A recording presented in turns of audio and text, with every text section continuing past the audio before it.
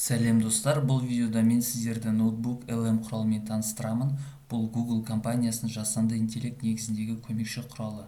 Жалпы ноутбук LM деген не және ол мұғалімге не үшін қажет? Қазіргі кезде жасанды интеллект туралы көп айтылады, бірақ сұрақ туындайды, мұғалім оны нақты қалай қолдана алады? Бүгін сіздермен сол сұраққа жауап беруге тырысып көреміз.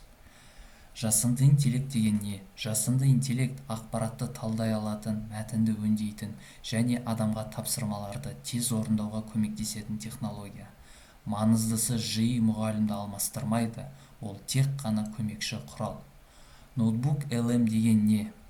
Ноутбук LM сіздің өз материалдарыңызбен жұмыс істейтін интеллектуалды жүйе.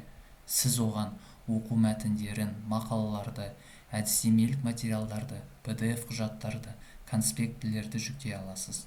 Жүйе сол материалдарды талдап, қысқаша мазмұнын жасайды. Мәтін бойынша сұрақтар құрастырады. Күрделі бөліктерін түсіндіреді. Негізгі идеяларды анықтайды. Сабақ жоспарын дайындауға көмектеседі. Ең басты ерекшелігі, ол тек сіз берген дерек көздерімен жұмыс істейді. Кімдерге пайдалы? Бұл құрал мектеп мұғалімдеріне, колледж және жоғарғы оқу орындарының оқытушыларына, магистранттар мен докторанттарға, студенттерге және зерттеушілерге пайдалы.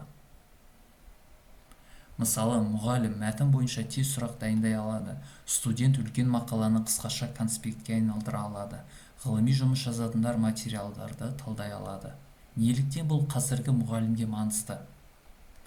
Қазіргі таңда цифрлық сауаттылық әр педагог үшін маңызды құзырет. Ноутбук LM сабаққа дайындалу уақытын қысқартады, үлкен көлемдегі ақпаратпен жұмыс істеуге көмектеседі, материалды жүйелейді, әр түрлі деңгейдегі тапсырмалар дайындауға мүмкіндік береді. Әсіресе мәтінмен жұмыс істейтін пәндер үшін өте тиімді. Келесі бөлімдерде нені көрсетемін сіздерге? Келесі видеоларда мен тіркелу жолын, құжат жүктеуді, дұрыс сұраныс жазуды, сабаққа тапсырма жасауды практикалық мысалдармен бөлісетін боламын. Кезең-кезеңмен көрсетемін. Егер сіз заманауи цифрлы құралдарды меңгергіңіз келсе, арнаға жазылып тіркеліп кетіңіздер. Келесі видеода ноутбук LM платформасымен нақты жұмыс жасауды бастаймыз.